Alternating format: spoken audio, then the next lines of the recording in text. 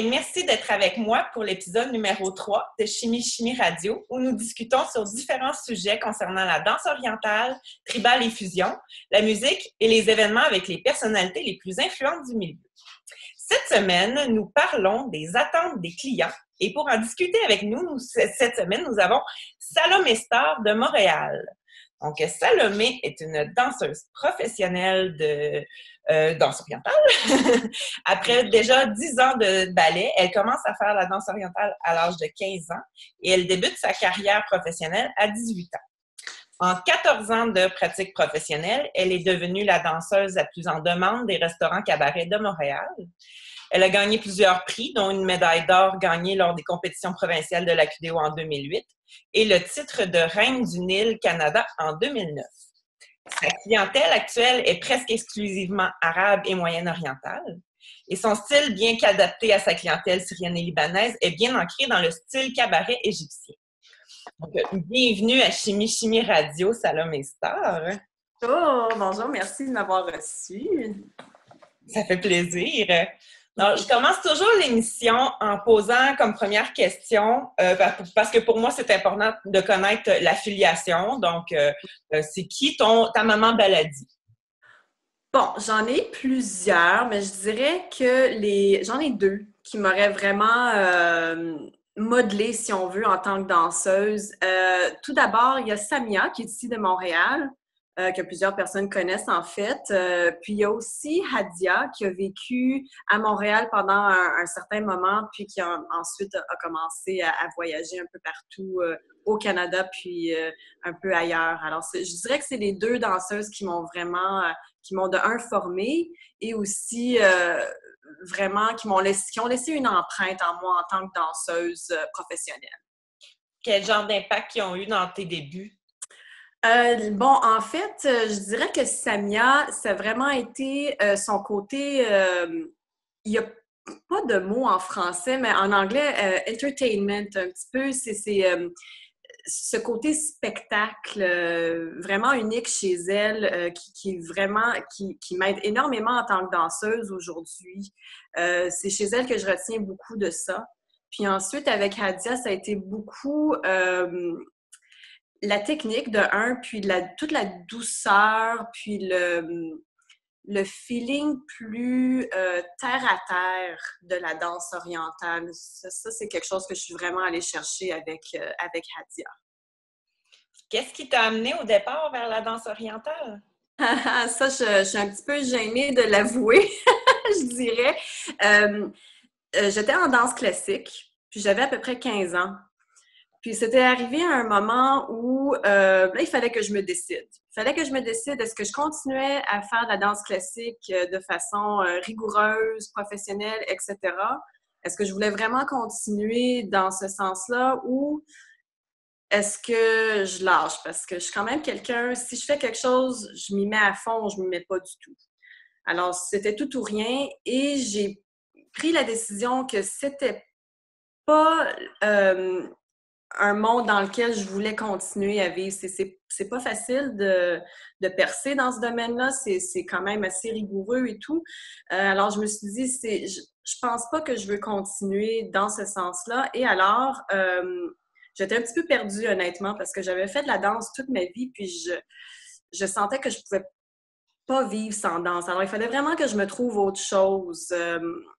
À l'époque, il y avait beaucoup la mode des danses, danse sociale, danse latine, puis c'est quelque chose qui m'attirait. J'aimais ça. Il y avait beaucoup de films à l'époque. C'était le fun, ça avait de l'air beau. Je me suis dit, bon, ben ça serait super intéressant de commencer là-dedans. Mais je me disais aussi, j'ai pas de partenaire. Je suis quand même un petit peu gênée. 15 ans aussi à l'époque. Ouais. Je me dis, bof, ça m'a un petit peu freinée dans mon élan. Alors, je me suis dit, bon, ben je vais commencer à chercher des danses que je peux faire toute seule sans besoin d'un partenaire. Alors, je cherchais, des danses polynésiennes, ça va l'air de fun, le flamenco. Puis là, tout d'un coup, il y a Shakira qui passe à la télé. C'était la grosse... On s'entend que c'est en 2000, hein? C'était la grosse mode. J'ai dit, aïe, je veux danser comme ça. Alors, je suis vraiment gênée de l'avouer, mais c'est un petit peu à cause de Shakira que j'ai commencé à prendre des cours de danse orientale. Je me suis dit, je veux danser comme ça, je veux danser comme elle dans les clubs, ça va être super le fun. Puis honnêtement, je prenais pas trop ça au sérieux. Mhm. C'est le fun, tu sais, c'est juste pour m'amuser, blabla. Puis j'ai commencé à prendre des cours. Alors voilà, c'est comme ça que j'ai que j'ai rentré dans le monde de la danse orientale. Ben, je pense que comme plusieurs de ces années-là, t'es probablement pas la seule qui a commencé à danser à cause de Shakira. Combien de temps t'as pris à te former auprès de Samia Piadia? Mon Dieu, il y a eu d'autres professeurs entre-temps que j'ai pas vraiment resté longtemps, qui n'ont pas vraiment eu énormément d'impact, mais je dirais que de 15 ans à 18 ans, puis même un petit peu après ça, je continuais mes cours.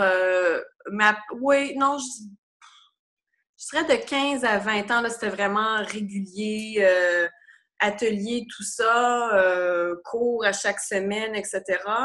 Là, dans les dernières années, je vais avouer que j'étais un petit peu plus paresseuse, un petit peu moins dans l'éducation. Ben, c'est correct aussi. Des fois, ça prend un certain temps pour être capable de digérer puis de recréer avec ce qu'on a digéré. Oui, absolument. Ben, c'est tellement drôle. Au début, je me souviens, je sortais de mes cours, j'avais des mal de tête terribles parce que j'étais tellement pas habituée à entendre la musique. Puis je sortais de là, ah mon Dieu, j'ai mal à la tête, les misements, quand on fait ça, dit, ça, j'avais des gros mal de tête. Là, maintenant, je dirais que ça peut être très bizarre un peu, mais j'essaie de perdre un peu de ma technique. Mm-hmm. D'être un petit peu plus naturelle, d'être moins... j'ai toujours gardé des lignes parfaites de ballet, puis des pieds toujours parfaitement pointés, etc., etc. Alors, j'essaie d'être un petit peu plus relax dans mon corps pour avoir une danse un peu plus organique, là, si on veut. Alors, c'est ce dont j'essaie de travailler. D'être plus dans le senti. Exactement, aussi. Tu es propriétaire d'un salon d'esthétique en dehors de ta vie de danseuse. En quoi ton métier a un impact sur ta vie de danseuse? Mon Dieu, impact, je dirais que je suis quasiment obligée d'avoir l'air parfaite tout le temps. Des attentes, toujours bien maquillée, toutes bien présentées. Je dirais un impact, ça a quand même un impact positif parce que ça m'aide à garder tout le temps toujours bien présentable. Puis il y a aussi tout le côté, bon, c'est moi qui s'occupe de tout à mon salon. Je suis propriétaire, tout comme je m'occupe vraiment de tout, de A à Z. Alors, ça m'aide un petit peu en danse au niveau marketing, au niveau relation avec les clients, etc. Alors, ça se complimente très bien un ou l'autre.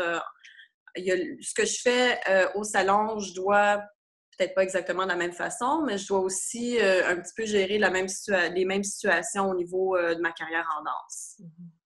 Puis j'imagine aussi que ça te donne une certaine liberté au niveau de ton horaire, chose que oui, pas possible pour tout le monde.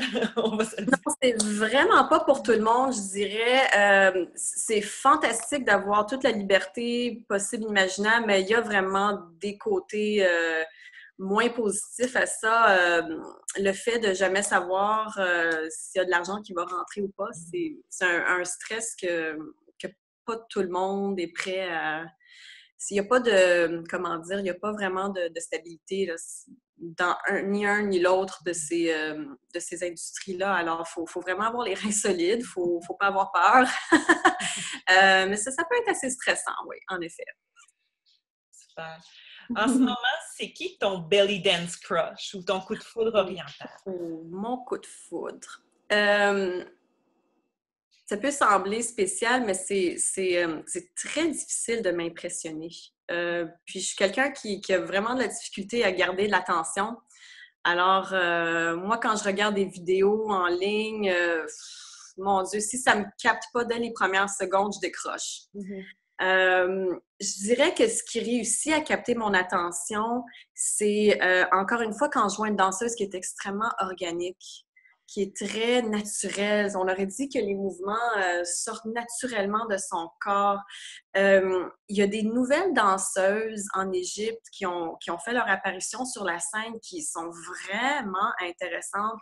Là, je n'ai pas leur nom exact en tête, sont toutes nouvelles. On aurait dit qu'ils viennent tout juste de commencer ou peut-être pas de commencer, mais d'être présentés à la scène internationale, si on veut, dans les festivals en Égypte, au Caire. Puis j'ai fait « Wow! » Il y a comme un retour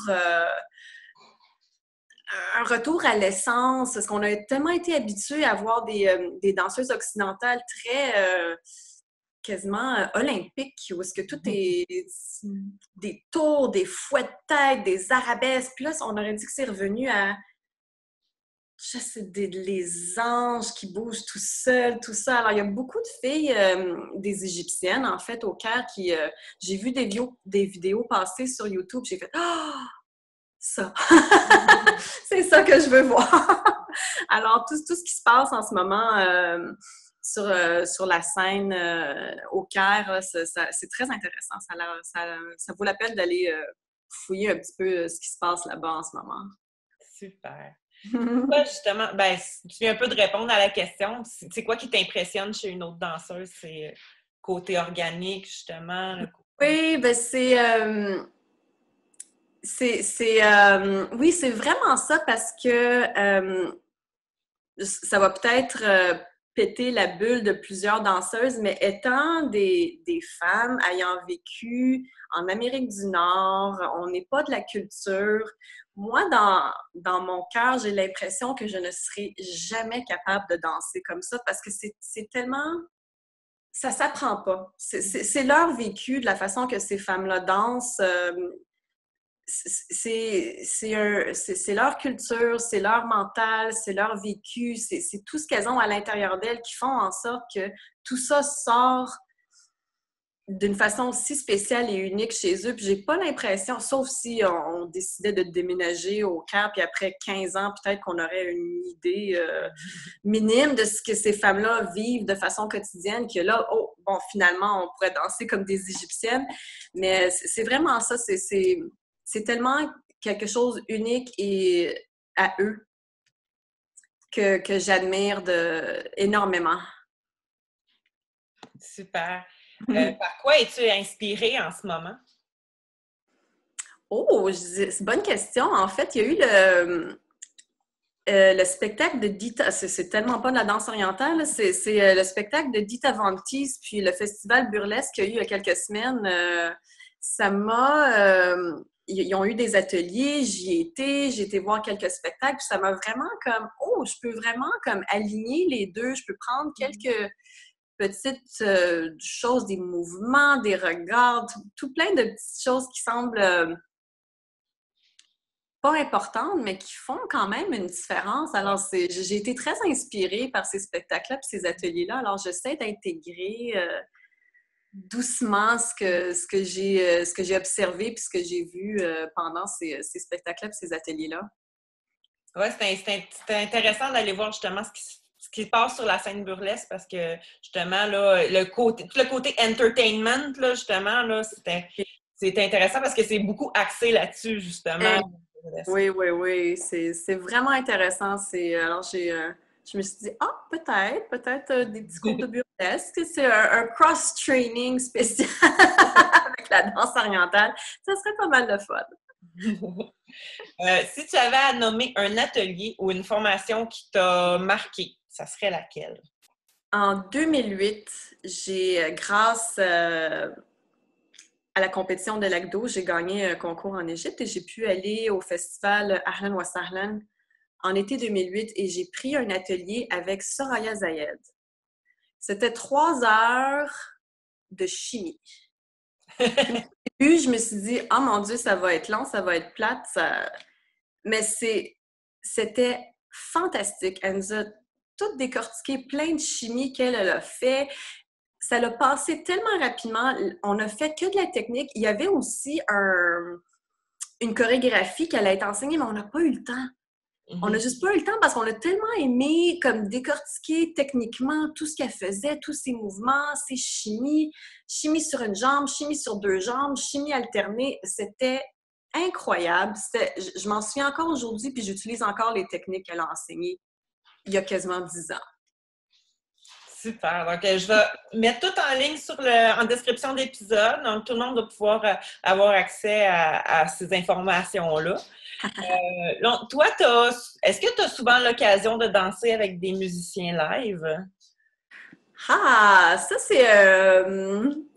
je suis pas mal à l'aise d'en parler, mais c'est une petite réalité que malheureusement, non. Par choix. Je dirais que quand j'ai commencé à travailler dans les restaurants, oui, c'était de norme. Il fallait que les danseuses soient accompagnées des musiciens. Puis, honnêtement, c'était pas toujours facile, c'était pas toujours le fun, puis ça devenait très redondant à la longue. Comment je pourrais expliquer? Je dirais, je ne veux pas extrapoler trop longtemps là-dessus non plus, mais malheureusement, quand on est dans cette industrie-là, c'est pas nécessairement ce que nous, on veut qu'on peut faire. Il faut donner aux clients ce qu'ils veulent. Puis, des fois, les clients, ils veulent toujours les mêmes chansons, ils veulent voir toujours les mêmes affaires, etc. Alors, pour un artiste, que ce soit une danseuse, un chanteur, un musicien, ça peut devenir très blasant.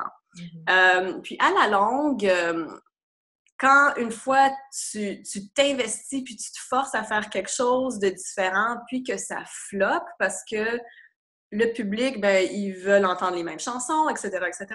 Bon, ça peut venir un petit peu... c'est plate, puis bon, on devient un petit peu blasé à la longue. Alors, c'est un petit peu ça qui arrive avec les musiciens, les chanteurs, les danseuses. Ça vaut pas la peine de se forcer, on leur donne ce qu'ils veulent, c'est tout le temps la même affaire de toute façon. Alors, ça devient extrêmement redondant et plate. On jouait tout le temps les mêmes entrées. Alors, moi, la fois où... en fait, c'est quand j'ai commencé à travailler au Lordia. Là, je parle de... Il y a comme 12 ans. Le Lordia, c'est le restaurant où je danse à toutes les semaines.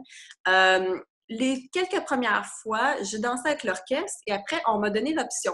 Est-ce que tu veux continuer avec l'orchestre ou tu veux être avec ton CD? Puis j'ai fait, je vais y aller avec mon CD cette fois-ci. Puis mon CD, ben, je le contrôle, je joue ce que je veux. Je peux jouer des chansons, surtout mes entrées, je peux les changer, ça, il n'y a aucun problème. J'ai pas tout le temps besoin de danser sur C'est El Hossein, qui est tout le temps la chanson que les musiciens jouent en entrée pour les danseuses. Alors, il y a aussi le fait que des fois, des musiciens, ça leur tente pas. Des fois, ils vont s'amuser à jouer tout croche, juste pour, parce qu'ils trouvent ça drôle, puis ils veulent te voir suer, tu sais. Alors, mon CD, moi, je peux le contrôler. La seule chose qui pourrait arriver, c'est qu'il saute, mais ça, c'est de ma faute. C'est parce que j'ai pas vérifié si c'était graffiné ou pas. Je le trouve beaucoup plus fiable.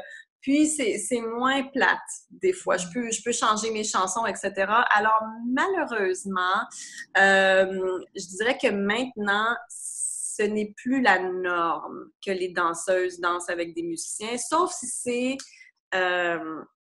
c'est vraiment demandé par un client lors d'un événement privé. Puis, on s'assoit ensemble, puis on dit « OK, bon, c'est comme ça que ça va se passer. » Puis... mais même encore là, des fois, ils n'écoutent pas. Puis ils font à leur tête, puis bof. Il faut être très à l'aise là-dedans, mais bref, si je peux choisir entre des musiciens puis un CD, s'ils vont m'écouter puis ils vont faire ce que je leur demande, pas de problème. Sinon, je vais y aller avec mon CD. C'est plus simple. C'est plus safe, exactement. Si tu avais à choisir un classique musical auquel tu reviens toujours ou un artiste que tu voudrais que tout le monde connaisse, ça serait quoi et pourquoi? Oh, ben, ce qui marche sans faille dans les restaurants, c'est toujours Tata Shepak. Ça, quand la chanson commence, le monde font « Oh! » ça s'en vient, ça s'en vient. Puis là, dès que la musique part, le refrain part, wow, tout le monde devient fou, puis tout le monde se met à chanter, puis tout le monde est heureux. D'Artiste Shebak, c'est vraiment à avoir dans le répertoire. Super. Fait que je vais faire écouter une version de Tatel Shebak sur l'album qui est... l'album, c'est Best of Saïdi de l'artiste Fatmé Shehan. Donc on fait écouter ça et on revient tout de suite après Tatel Shebak de Fatmé Shehan. Serhan. On revient tout de suite après. تحت الشباك لمحتك يا جدع بعدها وياك ما تقول لي يا جدع الشباك لمحتك يا ولد بعدها وياك ما تقول لي يا ولد وتحت الشباك ولمحتك يا جدع بعدها وياك ما تقول لي يا جدع الشباك ولمحتك يا ولد. Nous sommes de retour avec Salomé Star de Montréal et pour la prochaine partie de l'émission, on va jaser avec elle. Donc, on parle de ce que les clients s'attendent vraiment de la part d'une danseuse. Pourquoi avais-tu envie de parler de ce sujet-là avec nous? J'avais envie d'en discuter parce que je trouve que c'est un sujet qui n'est pas assez discuté en cours. Je pense pas que les professeurs ont énormément de temps avec leurs élèves pour extrapoler sur le sujet. Puis c'est quelque chose qui est extrêmement important, même pour quelqu'un qui n'est pas vraiment intéressé à devenir professionnel ou à se donner en spectacle, d'avoir ces notions-là. Pour moi, personnellement, je trouve que c'est extrêmement important, ne serait-ce que pour s'améliorer en tant que danseuse, même si c'est pas pour devenir professionnelle. Comment a débuté ton aventure dans les restaurants et les cabarets? Comment ça a commencé? Comment ça a commencé? C'est très drôle. En fait, j'avais 18 ans, puis j'ai eu la chance de jamais vraiment avoir travaillé. Je faisais des petites job-ins, des jobs d'été, des choses comme ça. Puis là, je me suis réveillée un jour, j'ai comme une épiphanie, j'ai fait « je sais rien faire ». Je sais rien faire, j'ai pas d'argent, je travaille pas, il faudrait que je me déniaise, là, si on veut. Alors, moi, j'ai commencé à chercher dans le journal Le Voir, imagine, ça fait longtemps, hein? Pour des emplois comme serveuse dans des restaurants, peu importe, n'importe quoi. Alors, je cherche des emplois, puis là, je tombe sur une annonce dans le journal qui dit « Danseuse baladie recherchée, appelée blablabla ». J'ai fait hey, « c'est pas vrai, ça! C'est une blague! » Puis, bon, là, l'anxiété est montée en moi. J'ai dit, hey, ça, c'est vraiment spécial. J'aurais jamais cru tomber sur une annonce comme ça dans un journal. Mais là, tout d'un coup, toute l'anxiété est venue. Mon Dieu, mais pour qui je me prends d'aller danser? Je connais rien. Franchement, sûrement, les filles qui sont déjà là sont 100 fois mieux que moi. On va rire de moi, etc. Blablabla. Mais bon, j'ai pris mon courage à deux mains, pris le téléphone, j'ai appelé. On a cédulé un rendez-vous. Puis, honnêtement, je ne connaissais rien. Je suis arrivée sur place, puis j'ai fait « Oh! Je ne sais pas combien demander, je ne sais pas comment ça fonctionne, je ne connais rien, absolument rien, je ne sais même pas combien je devrais me faire payer. Il n'y a jamais personne qui m'a parlé de ça. » Puis là, moi, dans tout mon stress, puis ça, il y a plusieurs danseuses qui le connaissent, c'est Béchir de la Couscoussière. Je pense que le 3/4 des danseuses à Montréal ont commencé à la Couscoussière. Là, je suis arrivée là, j'ai fait « Oh là là, je suis... Oui, vraiment, là, je suis pas prête à être ici. » Mais lui, il m'a dit « Écoute, si tu veux, vendredi, tu t'essayes, tu commences, puis on verra comment ça va? Combien tu charges? » Je fais « Oh, 100 $. » Puis là, il m'a regardé tout croche. Il a fait on verra. Parce qu'à l'époque, les filles se faisaient payer 50 et 60 $, on s'entend. Alors, moi, dans ma naïveté infinie, je dis, bon, il vaut mieux dire plus que moi. J'ai aucune idée combien une danseuse se fait payer, comment ça fonctionne, blablabla. Bon, bref. J'ai été vendredi soir, j'ai dansé, il était super content. Je n'arrivais pas à comprendre pourquoi.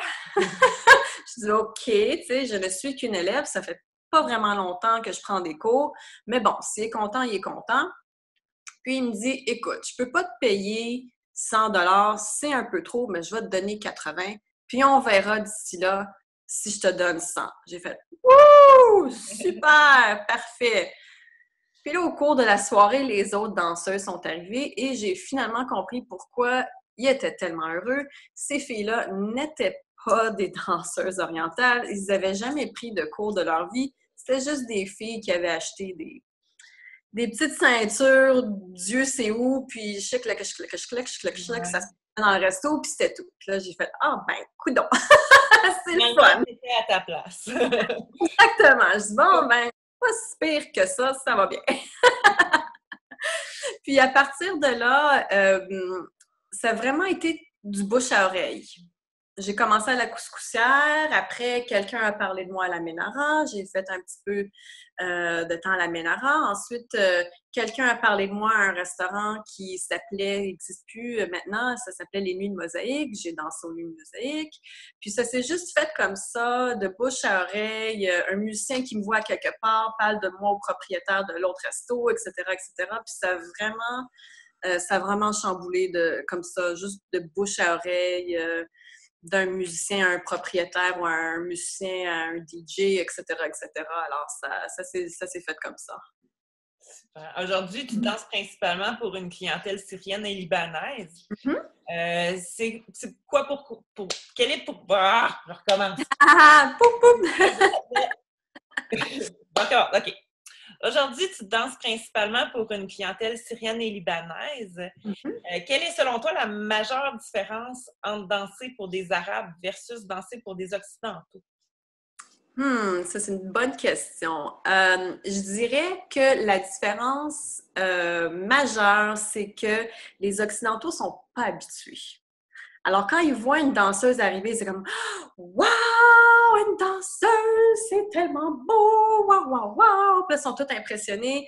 Peu importe quasiment ce que la danseuse va faire, ils vont être comme tout émerveillés, puis c'est incroyable.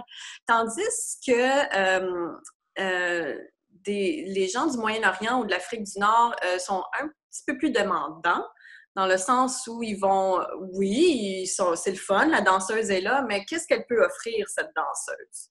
C'est pas juste sa présence là, qui va suffire à faire lever les gens là, ou à impressionner les gens. C'est quoi les principales attentes de la part d'une clientèle arabe? Bon, c'est un petit peu plate à dire, mais puis ça, je trouve que c'est pas un problème, mais c'est un petit peu un petit accrochage qu'on a en tant que danseuse occidentale, c'est qu'on n'aime pas...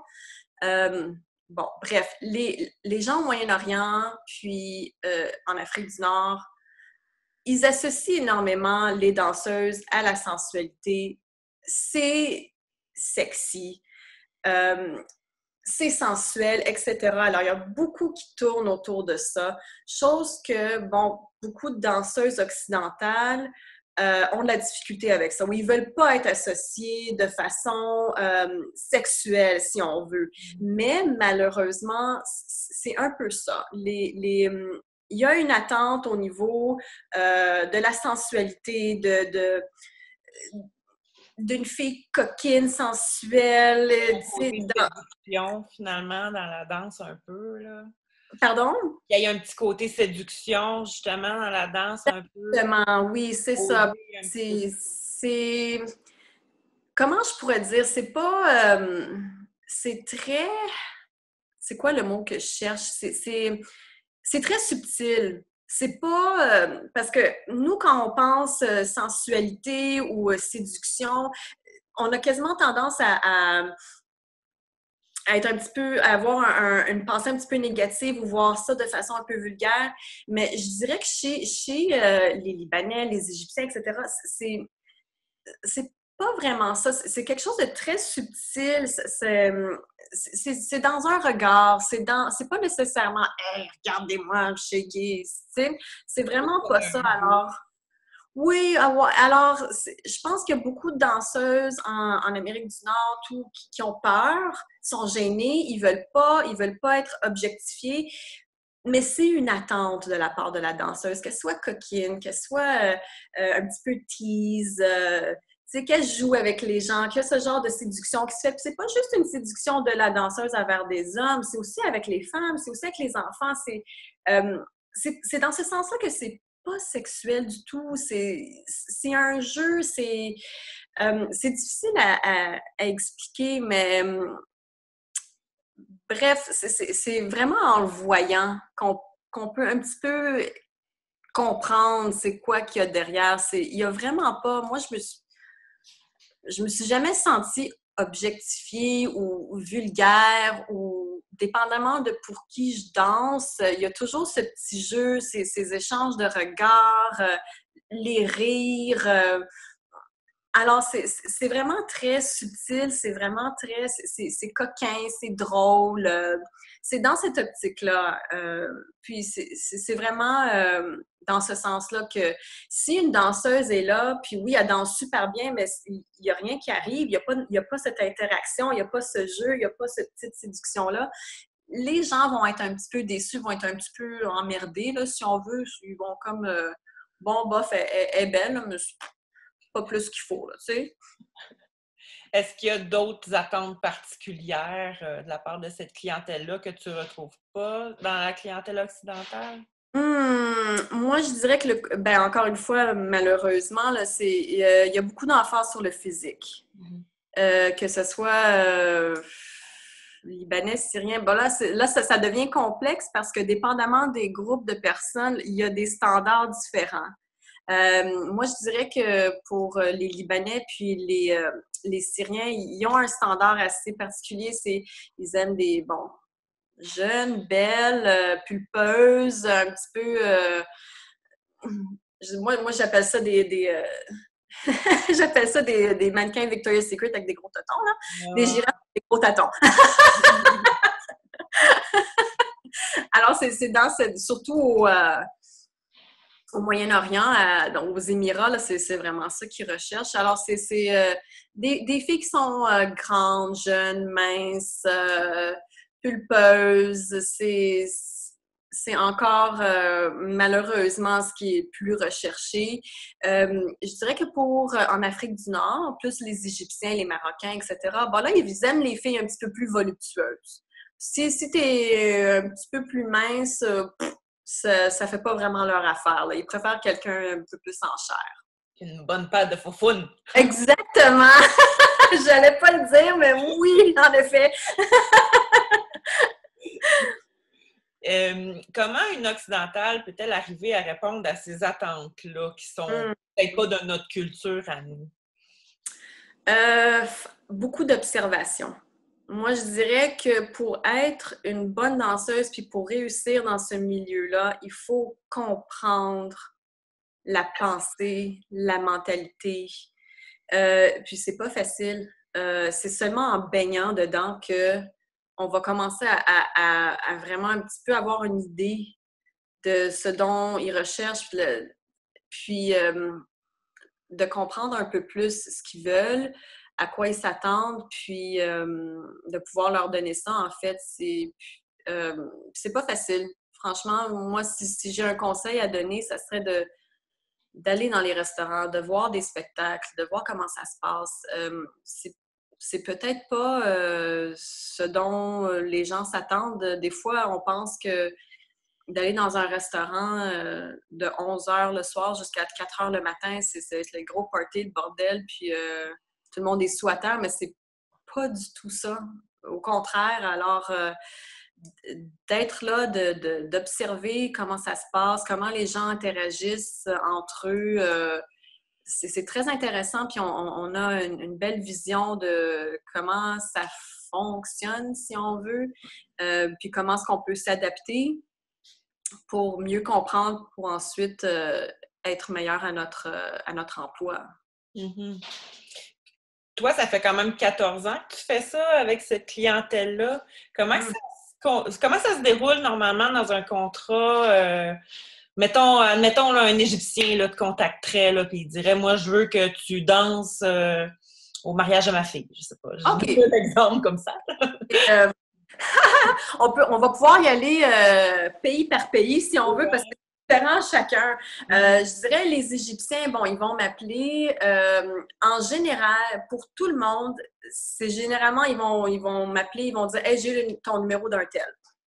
Parce que bon, pour question de sécurité, j'essaie d'éviter de juste mettre mon numéro un petit peu partout parce que malheureusement, ça attire du monde parfois un peu bizarre. Alors, c'est toujours par le bouche à oreille que je préfère les choses. Alors, pour les Égyptiens, bon, ils vont m'appeler. Ils vont dire, ah bon, ben ma fille, elle se marie telle date, à tel endroit. Combien ça coûte? Les Égyptiens, ça va être toujours ça. Combien ça coûte? Ah bon, puis là, ils vont essayer de bargainer, nanani, tu me fais un prix d'amis, blablabla. Bla, bla, bla. Bon, puis on finit par s'arranger. Bon, puis j'arrive le jour même, je danse, on me paye à la fin, merci, bonsoir. Alors, ça arrive vraiment comme ça la majorité du temps. Pour ce qui est des Libanais ou des Syriens, ça va être hey, Salomé, salut, c'est l'anniversaire à mon frère samedi, à quelle heure tu peux passer? OK, parfait, voici l'adresse, je te vois là, merci, bonsoir. Ça se passe vraiment comme ça en général. Puis ils me demandent même pas combien je charge, c'est super. Non, mais Puis je suis habituée à ça. Quand on travaille avec ces gens-là, il n'y a vraiment pas de contrat signé avec dépôt, blabla. C'est pas dans leur subconscient. C'est tiens ton argent, merci, à la prochaine, bye bye. Alors ça, des fois, ça peut. On n'est pas habitué à ça, ou de devoir bargainer, OK, fais-moi un prix, blabla. Ça, j'haïs ça. Je suis tellement pas bonne pour faire des affaires comme ça. Mais c'est très libre, si on veut. Tu sais, c'est OK, viens. Ben, ça, c'est un petit truc que je vais donner. Si quelqu'un dit bon, ben, j'ai un événement à telle date, combien ça coûte? Puis, en général, il y a des Libanais qui vont être très gênés d'avoir l'air cheap. Hein? C'est un petit peu... c'est quelque chose chez eux là, d'avoir l'air cheap. C'est pas le fun pour eux autres. Alors, eux, ce qu'ils vont faire, c'est si leur prix ne convient pas, ils vont me dire « Ah, ben je vais en parler avec ma soeur ou la personne avec qui j'organise, puis je te reviens. » Puis ils ne me reviennent jamais. Ça, c'est déjà que ça ne marche pas. Le prix n'était pas bon pour eux. Alors ça, c'est généralement comme ça que ça va fonctionner avec les contrats là, pour être engagé. Comment tu fais pour prévenir qu'il arrive des accidents malencontreux ou des choses qui ne fonctionnent pas bien? Oh! Tu dirais que ça se déroule dans un contrat normalement, qui serait signé noir sur blanc? Oui, bon, ben, c'est justement le risque à prendre, c'est qu'on ne sait jamais qu'est-ce qui peut arriver. Je suis quand même assez chanceuse. C'est très rare qu'on me cancelle à la dernière minute ou que ça va pas bien. Franchement, c'est très rare que ça soit arrivé. Alors, de ce fait, c'est pas quelque chose qui m'inquiète.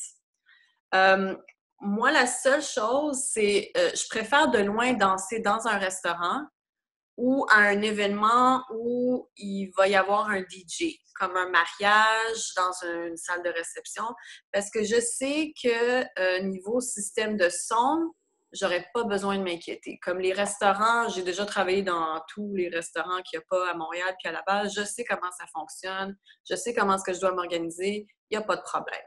Même chose lors d'un mariage ou d'un événement où est-ce qu'il y a un DJ sur place. Je sais comment m'organiser pour pas qu'il y ait de problèmes ou de contretemps au niveau technique.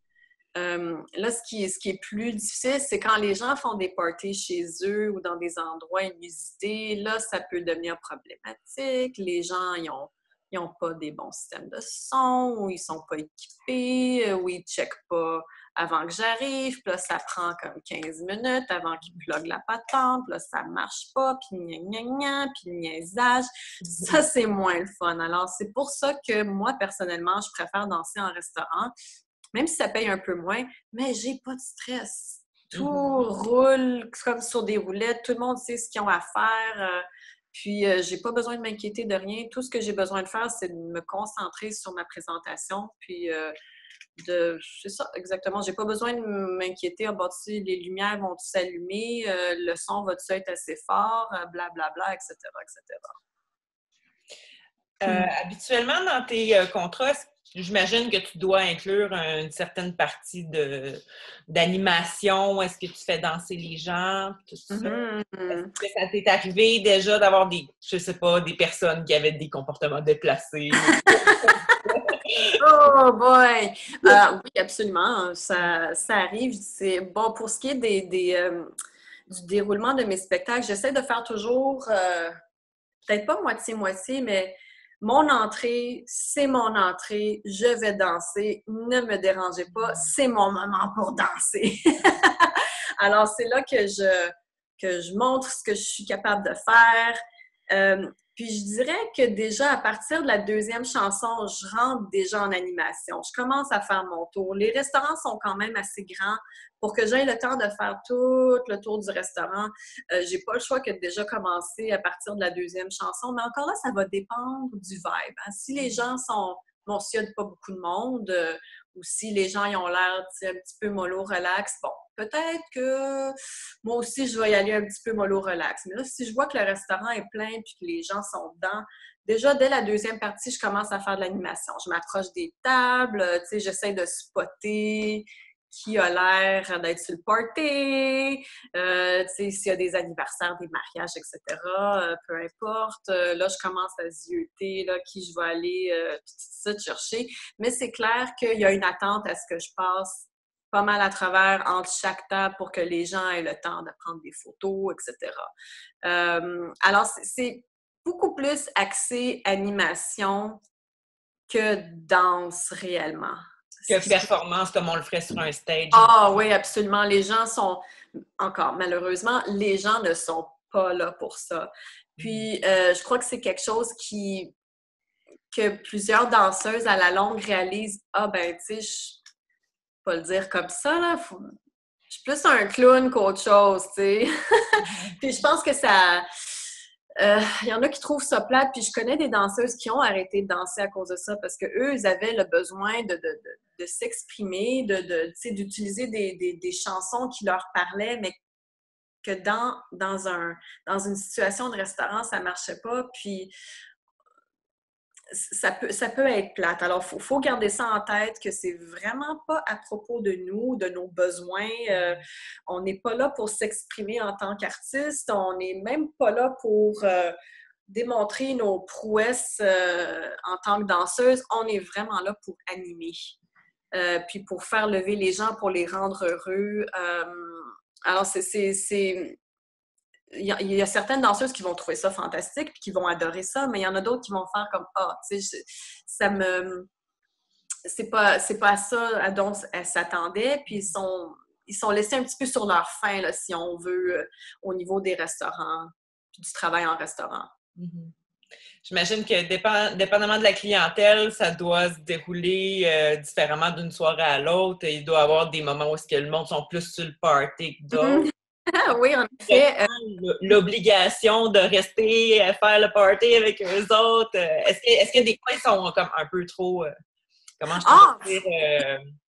En effet, ben oui, en fait, puis pour revenir à ta question, ben on en reviendra là, parce que j'ai des histoires, je pourrais rester ici jusqu'à demain matin, là, des affaires complètement cinglées qui me sont arrivées, mais oui, en effet, ben je dirais que moi, ma formule standard que je trouve qui fonctionne quand même assez bien, c'est toujours...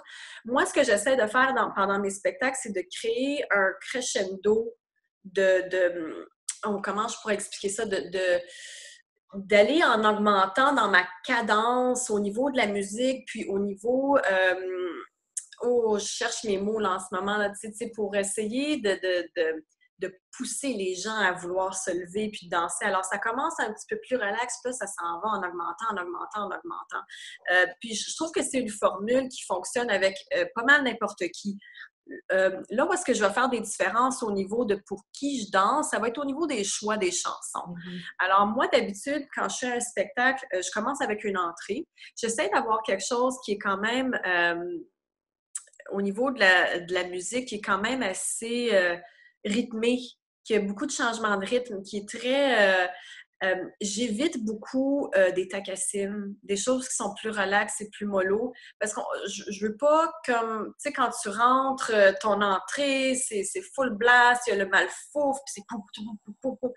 Puis ça s'en va comme ça, puis là, le monde sont tous énervés, puis là, tu tombes dans un tacassine, puis là, tout le vibe vient de descendre. Alors, j'essaie vraiment d'éviter de faire des montagnes russes avec le vibe. Alors, je commence ça mollo, puis là, on monte, puis on s'excite, puis ça devient de plus en plus fun. Puis là, à la fin, tout le monde est « Oh, yeah, c'est fun! » Alors, c'est vraiment comme ça, puis je procède de la même façon pour tout le monde, que ce soit des Québécois, des Marocains, des Égyptiens, des Libanais, etc. Ça va être juste dans le choix de la musique que ça va changer. Dans le fond, pour des Égyptiens, je vais utiliser des saïdis. Pour les Libanais, ça va être des dabkés. C'est dans ce sens-là. C'est vraiment au niveau des changements de musique, là. Mais la cadence va essayer de rester toujours la même, là, qu'on essaye de rendre les gens de plus en plus fébriles au fur et à mesure que le spectacle avance. J'imagine qu'à la fin de ton spectacle, tout le monde est debout, tout le monde fait le party. Puis... J'essaye, c'est le but. Mon but, c'est que les gens se lèvent, dansent, puis que j'aie même pas besoin de faire ma finale. Merci, bonjour, je vous aime, au revoir. Les gens sont tous sa piste de danse, puis même s'il y a un DJ sur place, je dis, gars, même pas ma finale, continue ton set, laisse-les danser. Pour moi, ça, c'est le but ultime de mon show, mais sinon... si les gens, bon, gars, ça arrive, là, les gens sont trop gênés pour se lever, on essaie de les amuser par table. Tu sais, là, OK, je vais m'amuser avec vous autres, bon, là, ça va être à votre tour, je m'amuse avec vous autres, là, bon, vous voulez pas vous lever, ben correct, là, il n'y a pas de problème. Alors, c'est vraiment de laisser une bonne impression, de les faire rire, tu sais, quand le show est fini, ils sont contents, c'est vraiment le but. Qu'est-ce que tu fais quand que, justement, la clientèle n'est pas vraiment dedans? Ils veulent pas. Ouais. Ça arrive, je danse pour moi. C'est mon moment de me pratiquer, puis d'essayer je danse jamais sur des chorégraphies, hein, c'est toujours improvisé. Alors, j'essaie de changer mes patterns que j'ai. Tu sais, si j'ai toujours l'habitude de faire... tel enchaînement de mouvements sur une pièce, ben OK, ben là, je vais me forcer à faire autre chose. Là, puis ça va être mes moments de pratique. Quand les gens, ils me regardent, ça arrive, là, des fois, tu as un restaurant qui est complètement plein, puis personne porte attention à toi. Ils en ont absolument rien à foutre. Ils sont beaucoup plus occupés à se parler entre eux, puis à manger. Ben, on peut rien y faire, hein, dans ces temps-là. C'est ça. Alors, je me pratique. Je me pratique à moi, puis je danse pour moi, puis je garde toujours le sourire, comme si je m'amusais tellement, même si personne n'en a quoi que ce soit à cirer. Dépendamment des cultures, est-ce qu'il y a des choses qui sont moins bien vues d'un point de vue que d'un autre, ou je sais pas, est-ce qu'il y a des pratiques dans la danse que certaines cultures n'aiment pas ou que c'est à éviter dans des contrats?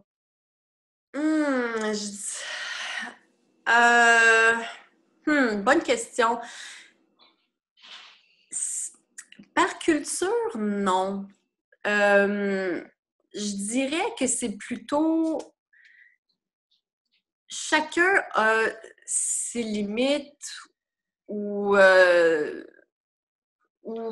mais c'est dur à expliquer. Comment je pourrais exprimer ça? C'est quand j'arrive devant des gens, j'essaie de les scanner.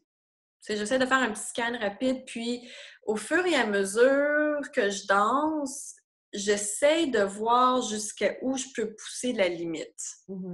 Puis des fois, la limite est vraiment... Elle arrive là, puis d'autres fois, il n'y en a pas de limite.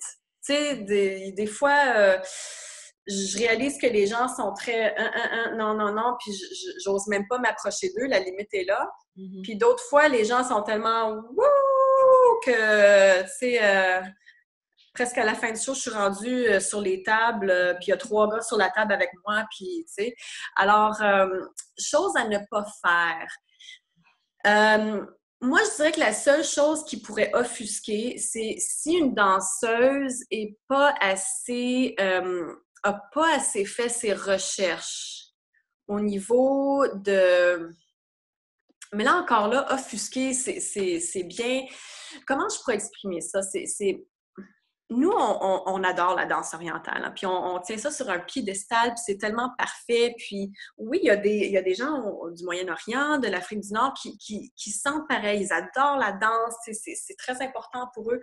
Mais il y en a d'autres qui s'en foutent. C'est juste la danse, on s'en fout, il n'y a pas de problème. Puis, tu sais, je compare ça au hockey. Il y a des gens qui adorent le hockey. Puis, s'il y a un joueur qui fait quelque chose de pas correct, ben c'est la fin du monde! Ah! Puis, il y a des gens comme moi, j'en ai rien à foutre. Je comprends rien là-dedans de toute façon. Alors, bof, tu sais. Alors, je dirais que c'est la même chose. Les gens qui vont peut-être s'offusquer de quelque chose, c'est une danseuse qui n'a pas vraiment fait ses recherches, puis qui va danser sur une chanson qui n'est pas nécessairement appropriée, ou qui va faire qui va danser d'une façon qui se mêle pas bien à une chanson spécifique. Tu sais, je vais donner un exemple super banal. Je sais qu'il y en a beaucoup qui s'offusquent quand une danseuse va faire du floor work sur du Kalsoum. Ouais. Parce qu'elle est un peu comme sacrée, là, Kalsoum, là. C'est pas... Il y en a qui le font, puis il n'y a pas de problème, mais il y en a d'autres qui risquent de faire « qu'est-ce que tu fais? Ouais. » Alors, c'est dans ce sens-là. J'essaie de trouver d'autres exemples ou de... tu sais, quelqu'un qui va utiliser une chanson, mais ça fait pas de sens. T'sais, ils vont faire un set. Ils vont danser avec la canne sur une chanson pop. Ouais. En général, la réaction, c'est que les gens vont rire de toi. Ouais. Bref, clairement, tu sais pas ce que tu fais, là, tu sais. Alors, ce sera pas vraiment... c'est très rare que les gens s'offusquent, mais ça va être plus... S'ils voient une danseuse qui est pas très expérimentée, puis elle fait un petit peu n'importe quoi, ça va être plus drôle qu'autre chose. Ils vont quand même plus rire d'elle qu'autre chose. Là, offusqué, ben, il y a quelque chose qui me vient en tête. Il faut faire attention aux communautés religieuses. Hein?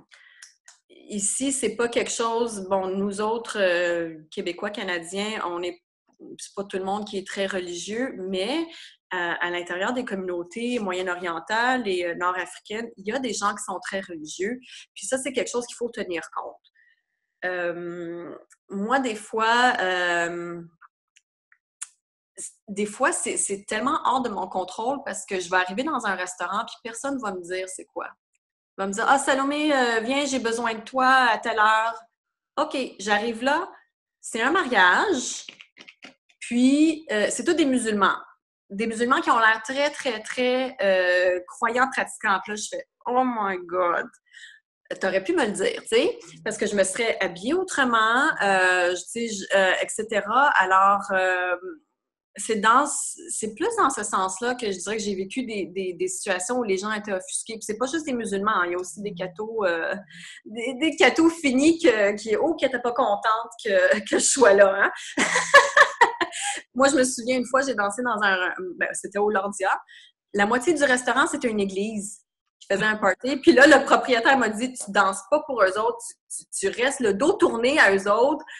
J'ai fait, c'est donc bien bizarre. J'ai passé mon show entier dos à tout un côté de restaurant. C'était ridicule. Mais et voilà, Puis il y avait parmi cette gang-là qui disait « Mais pourquoi qu'elle nous regarde pas? Qu'est-ce qui se passe? » T'sais? Puis même chose avec des musulmans. Il y en a qui vont être tellement offusqués qu'ils vont juste sortir. Mm-hmm.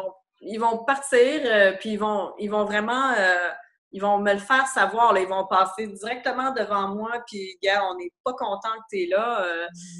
Puis j'ai plein de madames musulmanes voilées qui adorent me voir, sont super heureuses, ils chantent, ils tapent des mains. Ils veulent pas nécessairement se lever pour danser, mais sont tellement contentes.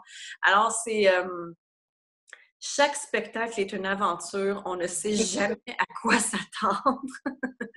Fait que finalement, il faut vraiment avoir une bonne capacité d'adaptation puis d'être capable de lire sa clientèle, là. Absolument. Moi, j'ai un petit conseil, c'est avoir deux costumes dans l'auto. C'est un qui est un petit peu plus conservateur, l'autre qui est un petit peu plus sexy. Ça, c'est déjà quelque chose. Puis d'avoir toute une batch de CD différents parce que encore, ils vont jamais te dire, tu sais, c'est comme tirer le verre du nez à savoir ce qui va se passer lors d'une soirée. Tu arrives là, puis tu es comme, oh, un mariage, OK, bon, oh, il y a un chanteur du Liban ce soir, eh ben, OK, wow! Tu sais, alors, alors de venir préparer avec plein de sets différents, parce que tu arrives à une place, puis oh, ben, c'est juste des Marocains. OK, bon, ben, On est autour de marocaine. aider avec les bonnes tunes, tu sais, alors, c'est vraiment d'être prête à toute éventualité.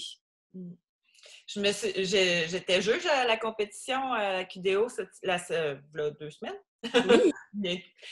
Il y a une question qui m'est venue en tête à regarder les participantes passer, c'est que admettons que quelqu'un danse sur une pièce musicale qui normalement a des belles paroles, puis que dans les paroles, comment je pourrais dire, il y a un message ou que culturellement, les personnes sont au courant de ce que la toune traite. Mm-hmm. Mais que tu danses dessus une version instrumentale. Oui. Est-ce que les gens vont s'offusquer de quelque chose que tu vas faire si la version est instrumentale? Ça, c'est une question qui est plus personnelle là, que je me suis posée là, cette semaine. Je dirais que non, puis moi, je conseillerais d'y aller avec la chantée.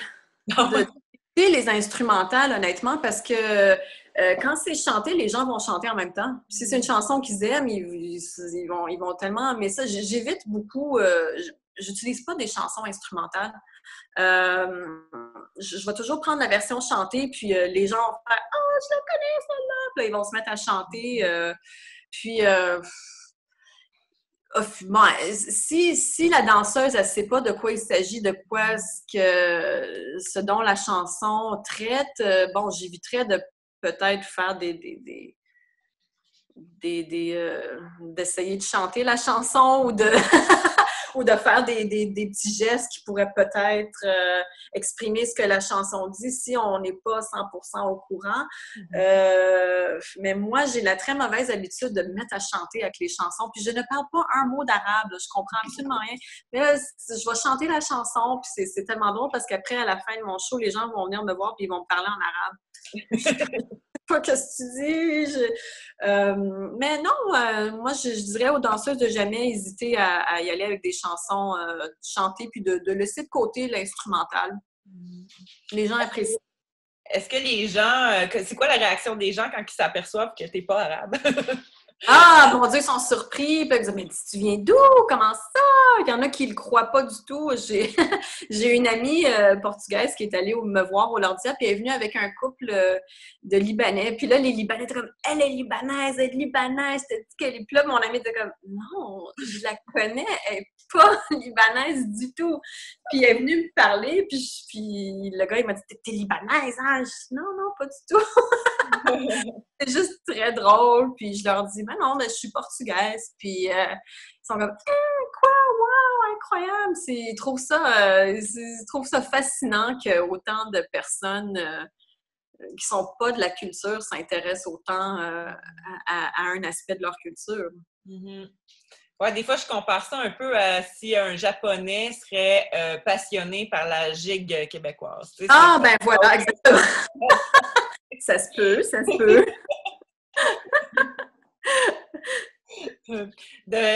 Durant ta carrière, c'est quoi la demande la plus inusitée que tu as reçue? Bonne question. C'est rare quand même que j'ai des demandes spéciales ou hors normes. Je me suis souvent fait demander de sortir d'une boîte. C'est arrivé par moment où j'ai dû sortir d'une boîte. Mais à part ça, écoute, côté, bon, ça c'est moins le fun, mais il y a toujours un, bon, excusez mon langage, mais il y a toujours un colon qui va te demander combien ça coûte pour une nuit, des Ouais. affaires comme ça. Bon, mais ça, ça n'a rien à voir avec le spectacle de lui-même, là. Ça, c'est juste malheureusement, des côtés négatifs qui viennent avec l'emploi, mais côté spectacle, non, j'ai jamais, ben, à part les boîtes ou des choses comme ça, j'ai jamais vraiment eu. Ah, c'est correct, les boîtes, ça va. Et à quoi que tu es confronté le plus régulièrement, là, les choses que tu dois dealer, là, mettre tes limites là, en tant que danseuse? Là? Ah, mon Dieu, il y en a beaucoup, je dirais. Les Moyen-Orientaux, les Arabes, les Nord-Africains, ils ont cette... ça, je le comprends parce que les Portugais, on est pareil, ils ont cette très mauvaise manie de mémérage. Mm-hmm. Il adore ça, parler des gens. Puis ça, c'est quelque chose que comme j'en reviens pas encore. À chaque fois qu'il y a quelqu'un qui me dit « Hey, c'est vrai que tata, je fais parler de moi, franchement, beaucoup de mémérage. Ça, c'est quelque chose qui... J'en reviens pas là, que le monde a le temps de parler de moi comme ça. Ça, c'est une affaire que... C'est tout le temps. Hein, quand tu es devant un public, les gens, ils vont te juger, blablabla, tu sais, j'ai entendu que gna gna gna gna gna. Puis des fois, c'est tellement ridicule, c'est des conneries qui... J'en reviens pas, mais ça, c'est une chose que j'ai dû me faire avec. Puis moi, au début, quand j'ai commencé à danser professionnellement, c'était extrêmement important pour moi, ma réputation, puis ce que les gens pensaient de moi. Puis j'essayais de faire le plus attention possible, la façon que je me comportais, que je m'habillais, etc., etc. Puis j'ai vite réalisé que peu importe ce que je fais, puis peu importe ce que je dis ou que je ne fais pas ou que je ne dis pas, les gens vont continuer à parler. Alors moi, je me suis dit, tu sais quoi? Je m'en fous. Je fais ce que je veux. Puis si vous voulez m'émérer, ben, allez-y. Si vous avez du temps à perdre, il n'y a pas de problème. Ça ne me dérange pas. Il a fallu faire un gros lâcher-prise à propos de ça. Ça, c'est très drôle aussi. Il y a une autre affaire qui m'offusque, mais ça, c'est rien de méchant, là. C'est beaucoup de Moyen-Orientaux, surtout des Libanais, aiment beaucoup le show-off. Ils aiment ça montrer qu'ils ont de l'argent, puis tatati, qu'ils sont full cash, gna gna. Ça, c'est le fun pour moi quand quelqu'un me type un 50$. Ça, je dis jamais non. Mais des fois, ça m'offusque un peu de voir comment les gens sont très à l'argent. Puis, je me souviens d'avoir fait la première partie pour un chanteur comique du Liban, que lui, son show, c'est de prendre des chansons puis de changer les mots pour des mots vulgaires. Mm-hmm. Alors, c'est ça qu'il fait. Puis le monde capote. Ils adorent ça, ils trouvent ça drôle, ils adorent ça. Puis là, le monde se mettait à lui acheter des bouteilles de champagne, des bouteilles de champagne, des bouteilles de champagne. Puis là, c'était rendu que le stage était couvert en champagne. 10, 20, 30, 50 bouteilles de champagne pour le chanteur qui dit des niaiseries. J'ai fait « Hey, ça n'a pas de bon sens. » Je suis allée voir le propriétaire, je disais hey, « Si tu les vends à combien, ces bouteilles de champagne? » Je dis « Ben, ils me coûtent 15 puis je les vends à 50. » Je fais « Aïe, aïe, ça se peut-tu? » Ce gars-là va même pas les boire, ces bouteilles-là. Ils vont retourner au bar. C'est juste, toi, t'en as acheté 2, moi, je vais en acheter 5. Moi, j'ai plus d'argent. Ça m'a fait tellement, j'en reviens pas comment c'est niaiseux, ça. Ça, c'est parce que dans notre culture québécoise, on n'est pas de même. Pas du tout. Puis tu sais, je pense God, tu pourrais, tu sais, avec tes 5 bouteilles de champagne, là, il y a quelqu'un qui pourrait aller faire son épicerie pour une semaine, là. Oh my God, ça m'a... Je suis partie, je peux plus voir ça, là, je peux plus regarder ça, ça m'énerve. Mais c'est des gens qui sont très... qui ont besoin de se montrer, qui sont toujours super bien habillés. Ils ont la Mercedes, ils ont la BM, etc., etc. Alors, il a fallu s'habituer à ce genre de vibe-là. Puis moi aussi, j'ai dû aussi m'habituer à leur tempérament, puis un peu d'être comme ça aussi, sans nécessairement l'être, mais d'être un petit peu Jouer la game. mieux que tout le monde, puis tu sais, nanana. Alors, c'est bizarre, mais en même temps, on s'habitue, quoi. Tu avais à nommer quelque chose qu'ils aiment particulièrement de la part d'une danseuse, ça serait quoi? Qu'est-ce qui les rend fous, là? Qu'est-ce qui rend fou une belle fille? Pas mal. Quelque chose sur lequel on a un peu plus de contrôle. Ah oui, je sais. Oh là là, ah mon Dieu. Je dirais que la prestance. Une fille qui, ben là encore là, des fois, c'est difficile à contrôler, là, mais une fille qui a de la prestance, qui a pas peur, qui dégage... c'est quoi le mot que je cherche? Oui, beaucoup d'assurance. Je dirais que ça... tu sais, au début, tu rentres sur scène, ils sont comme qu'est-ce qui va sortir de là? Puis là, tout d'un coup, waouh, la fille, elle est sûre d'elle, puis elle est là, puis regardez-moi, je suis ici. Ça va faire comme oh, OK, ouais, on va porter attention à ce qu'elle a à faire. Je dirais que ça. Ouais, c'est important. On aurait dit que quand une fille est pas sûre d'elle ou timide, on aurait dit que ça se sent, puis là, tout d'un coup, il n'y a plus personne qui est intéressé, ils veulent plus porter attention. Est-ce qu'il y a des styles qui sont plus passe-partout, peu importe la clientèle? Bon, moi, même si la grande majorité des gens qui sont devant moi sont libanais, syriens, irakiens, etc., égyptiens. Ouais. Tout le monde comprend, tout le monde sait c'est quoi. Tous ces gens-là ont vu tous les films, ils ont vu toutes les danseuses égyptiennes, ils les connaissent, ils savent c'est quoi. Alors moi, je dirais vraiment que même si ils sont pas égyptiens nécessairement, c'est le style qu'ils comprennent ou auquel ils sont le plus habitués, si on veut. Alors, ça passe très, très bien. Même si je danse souvent des saïdis dans les restaurants libanais, puis ça passe merveilleusement bien. Les gens, ils adorent ça. C'est tout simplement parce qu'ils ont toujours été habitués de voir les films égyptiens, les téléromans, les danseuses, etc. Alors, c'est comme le style universel à travers le monde arabe, là, si on veut. Si tu avais donné 2 conseils, quoi faire et quoi ne pas faire, ça serait quoi? Moi, je dirais que ça va dans les deux sens, à faire et à ne pas faire.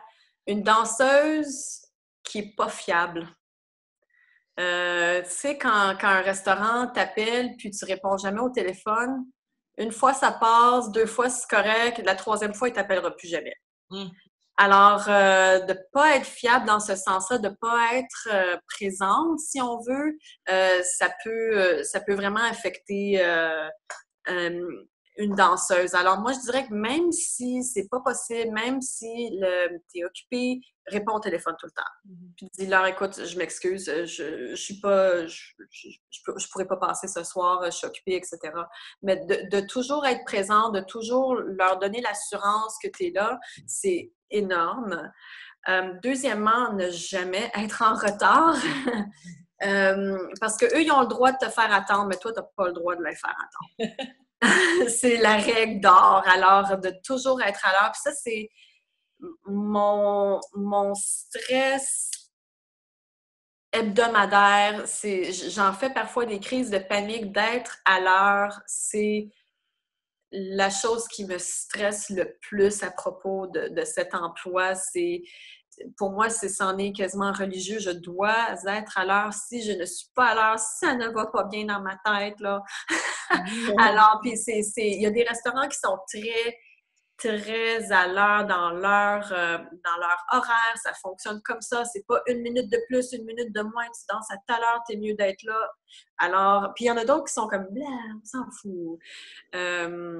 Alors, c'est ça, c'est de devoir gérer les ben attends encore un 15 minutes. Puis là, tu sais que, ben là, si j'attends encore un autre 15 minutes, là, ça veut dire que je vais être 15 minutes en retard à mon prochain. Puis mon prochain, lui, il accepte pas ça. Alors, c'est comme, ça peut être extrêmement stressant. Puis c'est pas juste ça, c'est plein de choses hors de notre contrôle, le trafic, des fermetures de route, etc. Alors, c'est règle d'or, ne jamais être en retard. Vaut mieux attendre que de se faire attendre. Et troisièmement, ça peut, je vais peut-être en choquer quelques-unes, excusez mon langage, mais de péter plus haut que le trou, ce n'est jamais cute pour personne. Une danseuse qui se prend pour une diva, laissez-moi vous dire qu'il n'y a personne qui va vouloir dealer avec vous. Même si vous êtes la danseuse la plus merveilleuse, qui a gagné tous les prix possibles imaginables, qui a dansé dans plein d'endroits spectaculaires, qui a voyagé partout, peu importe.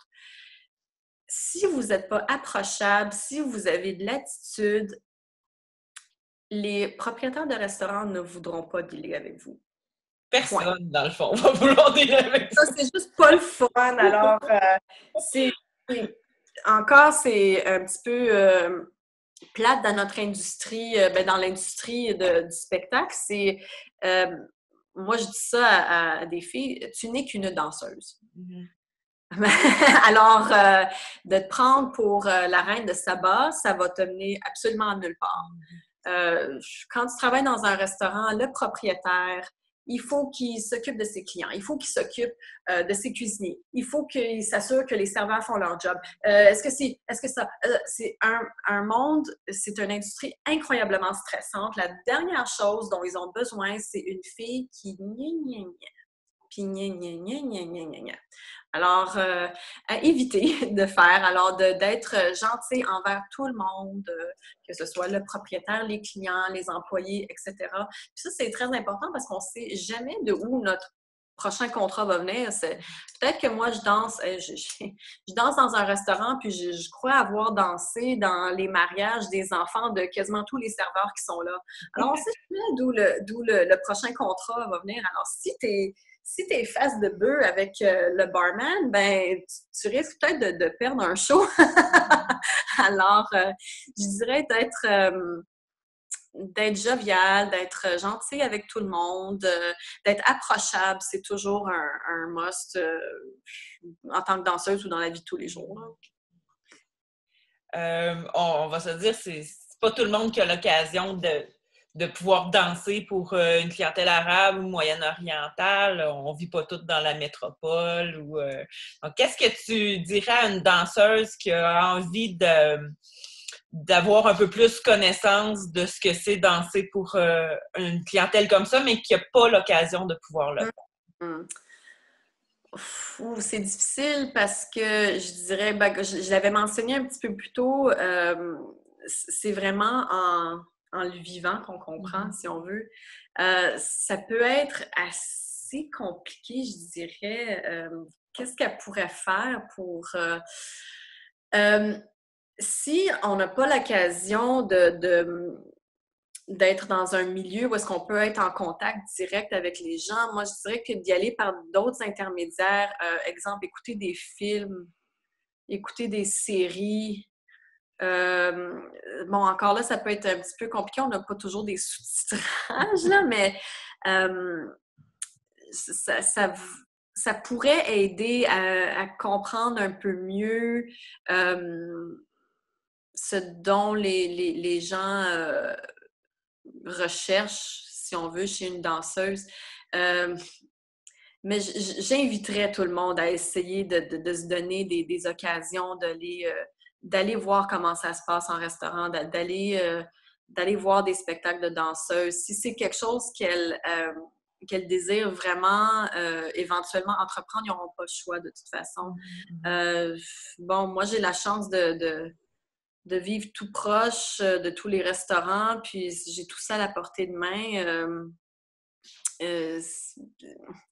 J'aurais pas la même éducation si ce serait pas de ça. Alors, mais si c'est pas possible, à travers d'autres intermédiaires comme tu sais, des films, comme j'ai dit, la musique, ça peut être ça peut aider quand même si on comprend pas la langue, on voit comment les gens interagissent l'un avec l'autre, ça peut quand même donner un petit peu une essence de la culture, ce qui pourrait un petit peu aider à comprendre comment les choses fonctionnent au niveau mental, culturel.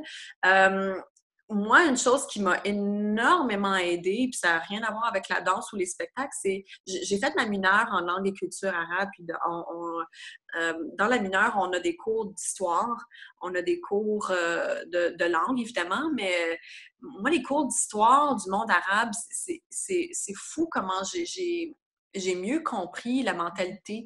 Alors, ça serait quelque chose qui serait intéressant à faire aussi, d'y aller plus de façon à l'université. Il y a plein de cours de politique du monde arabe, etc. Alors, c'est fou comment ça joue, ça a joué sur la mentalité, puis comment les peuples se sont formés, puis etc. D'avoir une connaissance de ça, c'est immense. Ça aide énormément à comprendre pourquoi les gens sont comme ils sont, pourquoi il y en a qui sont catholiques, pourquoi il y en a qui sont druzes, pourquoi il y a des chiites, pourquoi, etc., etc. Pourquoi il y en a que si tu leur dis « Hey, t'es un arabe », ils vont vouloir te donner un coup de poing sur la face. Ce serait bon à savoir pourquoi. Alors, ça aussi, ça peut être une approche très intéressante qui va pouvoir vraiment intégrer des connaissances. Si on n'a pas la chance d'avoir un contact direct, puis demander « Hey, finalement, pourquoi tu t'es offusqué quand je t'ai dit que tu étais arabe? » Il va répondre « Ben, parce que je ne suis pas arabe, je suis copte. » Donc, si vous ne savez pas c'est quoi, ben, je fais une petite recherche Google. Ouais, ben, comme qui me dit ça. Comme je dis souvent, c'est un milieu, la danse orientale, où est-ce que même si ça fait 10, 15 ans qu'on en fait, plus qu'on en apprend, plus qu'on se rend compte qu'on ne sait pas grand-chose, finalement. Ah, ça, c'est vrai, par exemple. Pour terminer cette partie de l'émission, je voudrais savoir, c'est quoi ton coup de cœur musical en ce moment?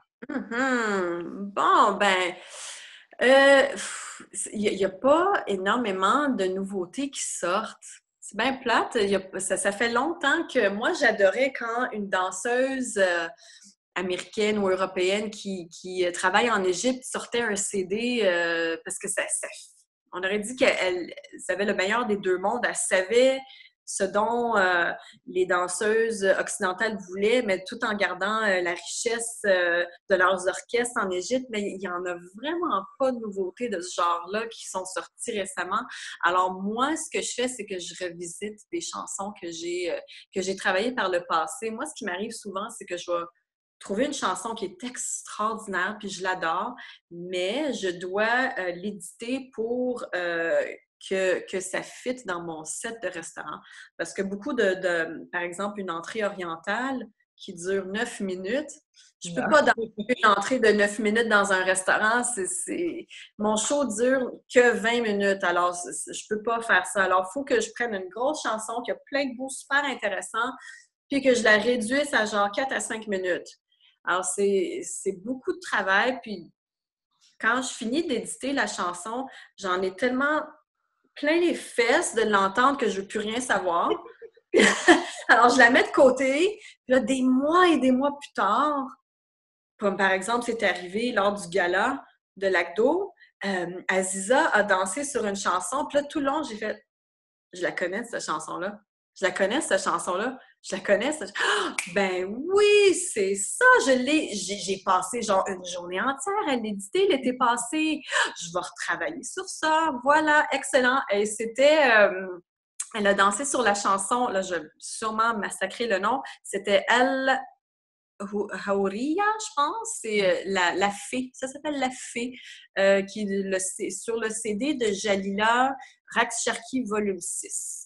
C'est la dernière chanson sur le CD. Super! Donc, on va aller écouter ça et on revient tout de suite après avec Salomé Star.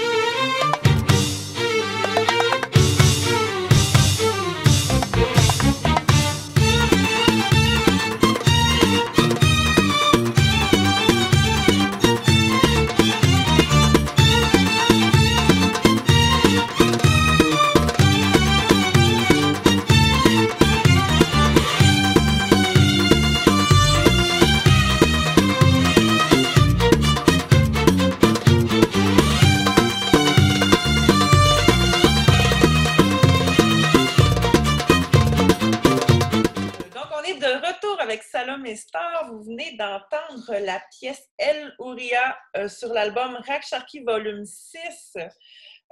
Donc, vous allez avoir le lien pour pouvoir télécharger les pièces sur iTunes. Donc, Salomé, qu'est-ce qui s'en vient pour toi dans le futur? As-tu des projets en préparation? En fait, non, pas vraiment. J'ai des petites idées, mais je m'aventure pas énormément dû à mon horaire, qui est quand même assez chargé à la maison et au travail. Il y a une chose que j'aimerais refaire, ce serait mes Noëls orientales que j'ai fait à 2 reprises dans les années passées. Peut-être pas le faire à Noël, peut-être faire un printemps oriental, on ne sait pas. Je mijote ça doucement dans ma tête. J'aimerais ça réorganiser, un événement qui pourrait donner la chance aux danseuses de danser avec des musiciens professionnels qui écoutent quand on leur parle. Alors, ça, c'est quelque chose que j'aimerais faire dans le futur, surtout des nouvelles filles qui veulent commencer, tu sais, c'est plate, mais c'est la réalité. On n'a pas la chance de danser avec eux, puis on a des musiciens extraordinaires ici à Montréal. On est tellement chanceux. On aurait dit qu'ils... j'ai rencontré plusieurs nouveaux arrivants de la Syrie, là. Puis il y en a, là, oh mon Dieu, ça n'a pas de bon sens, des chanteurs, des musiciens. Aïe, aïe, qu'on est chanceux ici d'avoir des musiciens tellement extraordinaires. On aurait dit qu'ils sont attirés par Montréal, je sais pas pourquoi. Mais ils sont fantastiques. Alors, j'espère vraiment pouvoir réorganiser un événement, une soirée là, en restaurant là, pour vraiment recréer l'ambiance de restaurant avec danseuses et musiciens live. J'espère faire ça très prochainement. Pour ta carrière, à toi, c'est quoi tes buts à court et à long terme? Bon, à court terme, j'espère continuer comme je suis là. Les choses vont très bien, Dieu merci. Quand j'ai commencé à danser professionnellement, moi, mon but, c'était de danser à toutes les semaines pour des Arabes, pour des Libanais. C'est ce que je fais en ce moment. Ça me satisfait pleinement. Alors, j'espère de continuer comme ça jusqu'à ce que je peux. Mais j'ai aussi énormément envie d'avoir une vie normale. Ça fait tellement longtemps que je suis là-dedans, puis malheureusement ou heureusement, quand j'ai décidé de devenir danseuse, j'ai décidé d'y aller complètement à fond et j'ai complètement modelé ma vie pour que ça fitte en tant que danseuse orientale. Alors, ma vie familiale, c'était second plan, vie amoureuse, second plan, vie sociale, second plan. Alors, ça fait 14 ans que tous les autres aspects de ma vie sont en second plan. Puis j'aimerais que la danse orientale soit en second plan et que les autres choses reviennent au premier plan. Alors, tout simplement vivre une vie normale où un vendredi soir, je vais au cinéma. Wow! Au lieu devoir me maquiller pendant 1 heure, puis de devoir aller danser. Alors, j'ai très hâte à ça. J'ai très hâte d'avoir une vie normale, puis de doucement arrêter de danser professionnellement, puis de vivre comme monsieur, madame, tout le monde. Mhm. Moi, j'ai eu la chance de rentrer et danser dans un restaurant parce que, justement, la danseuse qui dansait là, elle voulait se consacrer une fin de semaine, une fois de temps en temps, à ne pas danser, justement. Ah, Parce que ça monopolise beaucoup tes fins de semaine puis de ton temps, là, aussi. ah oui, absolument. Puis on est là pour animer les soirées des autres. Alors, nos soirées à nous, les anniversaires dans notre famille, chez les amis, Noël, le Nouvel An, on ne vit pas ça. C'est pas des événements à célébrer. Faut aller travailler. On n'a pas le choix. Si tu avais à donner, je sais pas, peut-être des conseils ou des ressources pour les danseuses qui veulent peut-être justement se tourner vers une voie un peu plus professionnelle, qu'est-ce que tu leur conseillerais? Moi, je dirais qu'aujourd'hui, on est extrêmement chanceuse. Notre communauté ici au Québec, on a une belle communauté. Il y a beaucoup d'entraide. Les filles sont gentilles. Ah! Ça n'a pas toujours été comme ça. Moi, je me souviens quand j'ai commencé à danser ou quand j'ai voulu commencer à danser, aïe, aïe, aïe, que c'était pas facile. Il y avait beaucoup de territorialisme, il y avait beaucoup de jalousie. C'était pratiquement impossible d'essayer de se tailler une entrée. Il fallait quasiment... fallait vraiment prendre les grands moyens pour s'imposer puis dire « Bon, minute, là, moi aussi, j'ai le droit d'avoir une place. Ça vous appartient pas juste à vous. Alors, heureusement, ce n'est plus comme ça. La dynamique a énormément changé dans notre communauté. Les danseuses sont beaucoup plus ouvertes. Les danseuses sont beaucoup plus prêtes à partager leurs connaissances. Puis ça devrait être comme ça. Ça devrait toujours être comme ça. Alors, moi, je dirais à qui que ce soit qui voudrait commencer doucement à danser professionnellement, ne soyez pas gênés d'envoyer un message à une danseuse. Je vous dis que le 3/4 du temps, ça va être très rare que quelqu'un va vous fermer la porte au nez. Là. Ils vont vous faire plaisir de répondre à vos questions. Puis, si vous avez le temps de prendre 1 heure pour s'asseoir avec vous, puis discuter, puis de parler, moi, ça me fait plus que plaisir. Des fois, j'ai des filles qui vont m'envoyer des messages sur Facebook. Moi, ça me fait plaisir. Il n'y a aucun problème. Je plus que prête à... Parce que c'est quelque chose que j'ai jamais eu. Puis quand j'ai commencé à danser, j'avais personne vers qui me tourner, puis je savais tellement pas comment ça fonctionnait. Je me sentais perdue. Puis d'avoir quelqu'un pour me dire « Ah, ben regarde, ça fonctionne comme ça », ou tu fais ça, ou si telle chose arrive, ben tu peux faire ça, ça, ça. C'est fantastique. Alors, c'est sûr qu'avec les médias sociaux, mon Dieu, il y a ça n'en finit plus les ressources. Il y a plein de vidéos de danseuses professionnelles qui parlent un peu de comment ça se passe en soirée. Ça, j'en ai croisé beaucoup. J'essaie toujours, à chaque fois que je vois une vidéo intéressante, j'essaie de le mettre sur ma page Facebook. Alors, mais c'est juste de demander, vous recevrez. Franchement, la majorité du temps, les danseuses professionnelles seront plus qu'heureuses de vouloir répondre à vos questions puis de vous aider. Puis même, c'est déjà arrivé, c'était super le fun. Là, je me souviens plus si c'était 2 ou 3. Je pense qu'ils étaient 2. J'ai 2 filles, 2 danseuses d'Ottawa qui m'ont envoyé un message. « Hey Salomé, on peut-tu te suivre pendant une soirée, voir comment ça se passe? » Ah ouais, donc, venez-vous-en, je vais être ici à telle heure, ici à telle heure. Puis on a passé la soirée ensemble. Puis entre les shows, ils me posaient leurs questions. Puis c'était super le fun. Alors, soyez pas gênés, venez-vous-en, venez passer une soirée avec moi. Vous allez voir comment ça se passe. Toi, tu n'enseignes pas. Est-ce qu'il y a une raison pour laquelle tu as décidé de ne pas enseigner?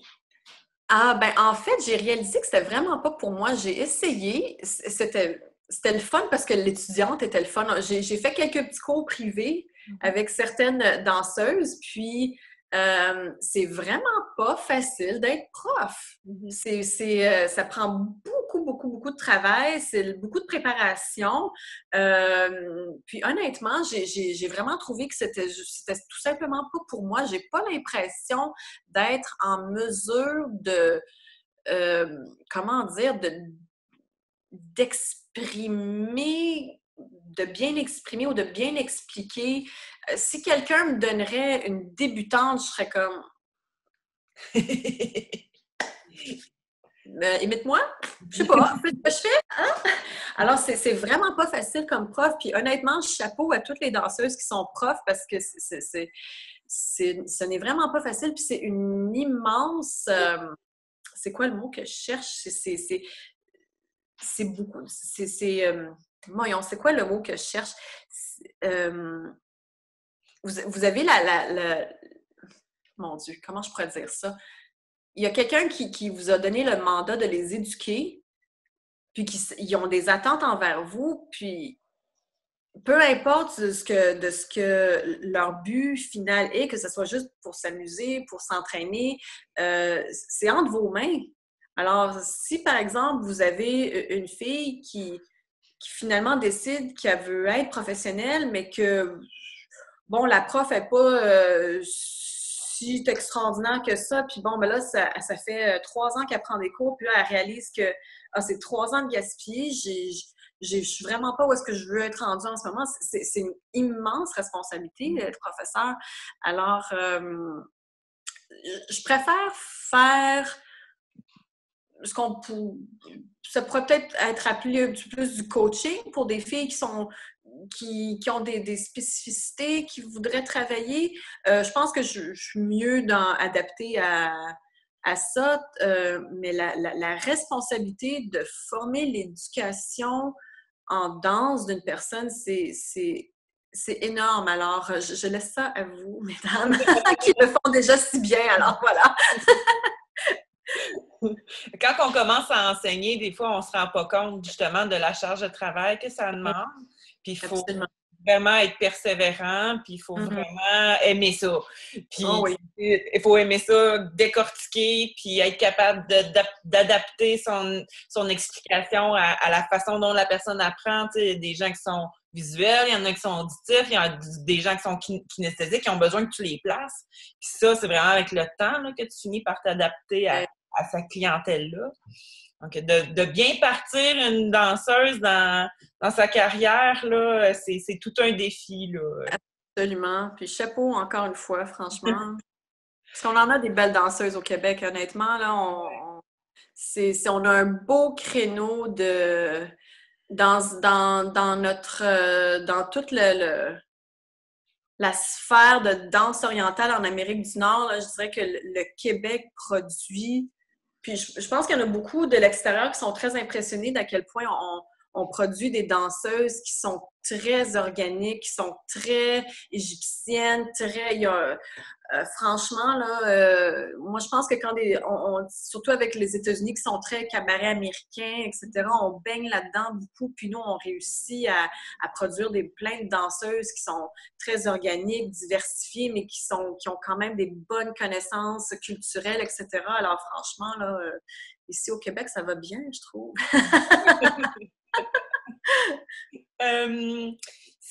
Si tu avais à donner un dernier conseil pour des danseuses de n'importe quel niveau pour nos auditeurs, tu ferais peut-être une synthèse de l'émission d'aujourd'hui, ça serait quoi? Prenez le temps de faire vos recherches. Peu importe le but ultime que vous voulez atteindre. Moi, c'est quelque chose... Bon, en tout cas, c'était différent à l'époque. Moi, quand j'ai commencé à danser, je savais tellement pas dans quoi je m'embarquais. Est-ce que les ressources étaient là? Peut-être. Est-ce que les gens étaient plus fermés à ça, à vouloir partager leurs connaissances? Moi, j'ai l'impression que oui.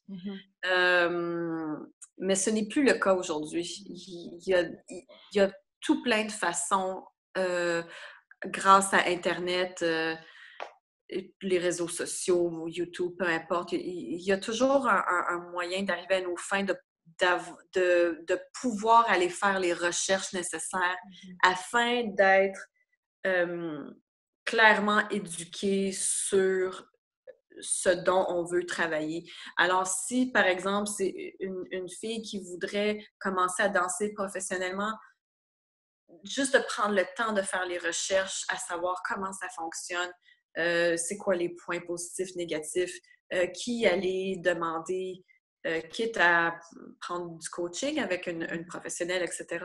Il y a les moyens pour le faire. Alors, si, par exemple, aussi, si une autre personne, elle voudrait être plus à l'aise au niveau culturel, justement, pour pas se mettre les pieds dans les plats, etc., il y a toujours quelqu'un, ou il y a toujours une ressource, un site, une vidéo, un documentaire, peu importe, qu'on peut aller se ressourcer, s'informer pour pouvoir être plus à l'aise, puis être au courant de comment les choses fonctionnent pour mieux gérer la situation si jamais quoi que ce soit de négatif arrive, puis tout simplement être plus à l'aise, peu importe ce qu'on décide d'entreprendre. Super. Qu'est-ce que tu souhaites pour l'avenir de la communauté de la danse orientale au Québec? Ah, mon Dieu, ben, c'est deux mondes différents. La communauté de danse, je trouve qu'elle se porte elle se porte bien, mais la danse orientale n'est plus aussi populaire qu'elle l'était il y a 10 ans environ. Alors ça, je souhaite qu'il y ait je sais pas, qu'une chanteuse américaine fasse un vidéoclip avec des danseurs. Alors peut-être ça va apporter un petit peu plus de visibilité.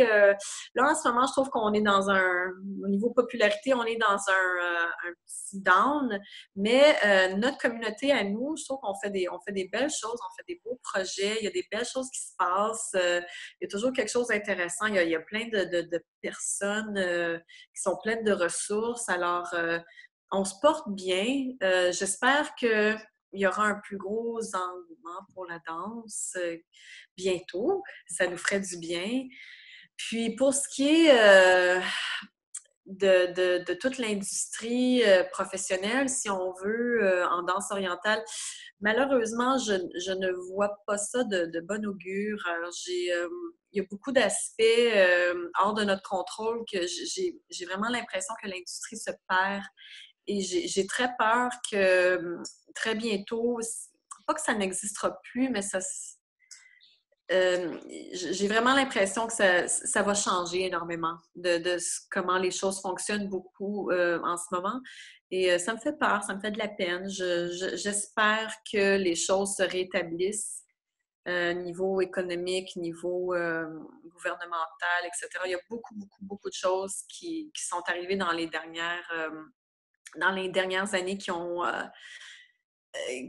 rendent la vie très dure pour les restaurants, puis par le même fait, tous les artistes qui travaillent dans les restaurants libanais, syriens, marocains, etc. Alors, j'espère de tout cœur que l'industrie ne soit pas détruite, si on veut. C'est un gros mot, mais j'ai comme l'impression que ça se désintègre. Puis aussi qu'on réussisse à trouver une nouvelle bonne formule qui va être appréciée de la nouvelle génération voyons comment dire, d'immigrants de deuxième génération moyen-orientale, parce que tout est dans la mentalité. Hein. Si on veut, tous les grands-papas qui allaient dans les restaurants libanais, puis qui aimaient écouter du Kalsoum, ça n'existe plus. Ils vont plus dans les restaurants, ils sont trop vieux, ils sont décédés, etc. Alors, toute la nouvelle génération des enfants d'immigrants qui sont nés ici au Québec ne sont plus habitués à toute la culture de leurs parents, de leurs grands-parents. Alors, ils ne voient pas ça de la même façon que leurs antécédents. Alors, il faut vraiment qu'on retrousse nos manches puis qu'on essaye de trouver une nouvelle formule qui va s'adapter aux nouvelles générations. Puis ça, c'est tout autant au niveau de la musique, des chanteurs, des danseuses. Je ne sais pas ce qui va arriver dans les prochaines années. Moi, ce que je sens, puis beaucoup de mes collègues de travail aussi sentent, c'est que ça ne marche plus. Les choses comme elles sont en ce moment ne marchent plus aussi bien qu'elles étaient. Beaucoup de facteurs rentrent là-dedans. Alors, il faut essayer de trouver une nouvelle façon de réorganiser l'industrie pour qu'on puisse, j'espère, continuer à travailler. Alors, voilà. Super, merci beaucoup. On va continuer l'émission avec une découverte musicale de la semaine. Je me suis donné un peu comme mission de faire découvrir des artistes arabes ou maghrébins qui sont actifs au Québec. Donc, la prochaine pièce est une pièce de Abdel Kadiri, qui est un chanteur marocain de Montréal. Et la pièce, c'est Bouhatia, sur l'album du même nom. Et c'est disponible sur iTunes pour télécharger. Alors, on écoute ça et vous allez retrouver toutes les informations en description d'épisode sur le site Internet. Et on revient pour la conclusion de l'émission tout de suite après avec Salome.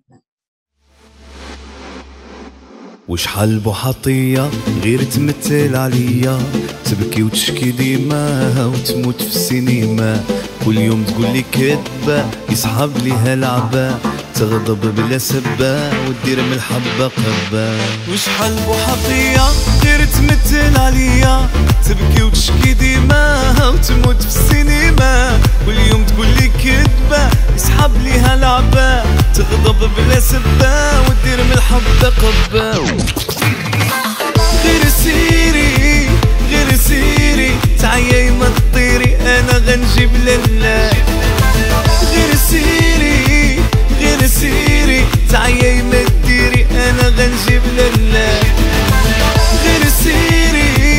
غير سيري تعيي ما تطيري انا غنجيب لله غير سيري On est de retour pour la conclusion de l'émission avec Salomé. Pour conclure l'émission, où peut-on trouver les informations concernant l'horaire de tes spectacles ou comment on peut rentrer en contact avec toi? Comment on peut te rejoindre? La meilleure façon, ce serait sur Facebook. J'ai même pas de page ni rien. J'ai un profil privé. Alors, envoyez-moi une invitation, envoyez-moi un message. Alors, ça, je suis toujours rendue là-dessus. Alors, vous pouvez me contacter directement là-dessus. Pour ce qui est de mes spectacles, je vais vous dire, je suis à tous les samedis au restaurant Le Lordia à Laval. Je danse à 11h. Je danse aussi dans d'autres restaurants à Laval, que ce soit les Nuits de Beyrouth, Al-Sultan, Mono, El Balad, etc. Mais mes horaires ne sont pas fixes, c'est sur appel. Alors, si jamais vous prévoyez, vous dites « Ah, ben moi, j'ai envie d'aller aux Nuits de Beyrouth cette semaine », la meilleure chose, même cette semaine, c'est en dire beaucoup, le soir même, le restaurant pour savoir ce qui est... Parce que malheureusement, c'est rendu comme ça, hein? Avec tous les gros changements, on ne sait pas comment les soirées vont s'organiser. Alors, si tout va bien, tout marche bien, moi, vers 8 heures le soir, tout le monde commence à m'appeler. Tu peux venir ce soir? Tu peux venir ce soir? Alors, c'est comme ça que je le sais. Alors, d'appeler les restaurants directement ou appelez-moi directement, ou envoyez-moi un message, puis je vous dis, écoute, moi, jusqu'à date, je sais que je vais être à tel endroit, à telle heure et telle heure. J'ai peut-être une suggestion à faire aux auditeurs. Si vous voulez voir des danseuses dans des restaurants, vous pouvez peut-être appeler les restaurants et leur dire « Ah, est-ce qu'il y a une danseuse ce soir? Ah, comment ça se fait qu'il n'y a pas de danseuse ce soir? Ah, j'ai entendu parler que Salomé danse des... » Oh, si tout le monde se mettait à appeler les restaurants pour leur demander des danseuses, oh mon Dieu, que ça nous ferait plaisir. Oh là là! Donc, je voudrais seulement rappeler aux auditeurs que toutes les informations qui vont avoir été mentionnées durant l'émission vont se retrouver en description d'épisode. Toutes les informations pour rentrer en contact avec Salomé aussi. Donc, il va y avoir un lien très facile là, pour rentrer en contact avec toi là, sur le site Internet. Est-ce que tu avais une dernière chose à dire à nos auditeurs avant qu'on termine l'émission? Ouais, écoutez, continuez à danser. Continuez à danser, faites ce que vous aimez. C'est pas tout le monde qui a la chance de tomber en amour avec un loisir. Dans le fond, des fois, la majorité d'entre nous, on commence à danser juste par loisir, puis on finit par tomber en amour. Alors, continuez à être en amour avec la danse. C'est Ouais, non, c'est parfait. C'est comme un coup de foudre, hein, on le sait jamais hein, quand on va tomber en amour. Hein. exact. Quand j'ai commencé à danser, c'était un hasard et j'ai pas arrêté, ça fait 15 ans. Ben, exact, c'est parfait ça. Merci beaucoup, Salomé, d'avoir été avec nous à Chimie Chimie Radio. Ah, merci de m'avoir reçu, ça a vraiment été le fun. Merci. Donc, je te souhaite bon succès dans tes projets. Merci. Plaisir de te revoir bientôt. Merci, absolument, n'importe quand. Puis j'espère que Chimie Chimie Radio aura une multitude infinie d'épisodes. J'ai très, très hâte d'écouter tous les épisodes qui vont être en ligne bientôt. Alors, ça va être très amusant. Merci beaucoup. Puis bon succès. À cette date-ci, là, on est le 7 novembre. On a déjà des épisodes cédulés jusqu'à fin février. Donc. Ah, super. Excellent. Ah, j'ai hâte. Merci beaucoup. Merci. À la prochaine.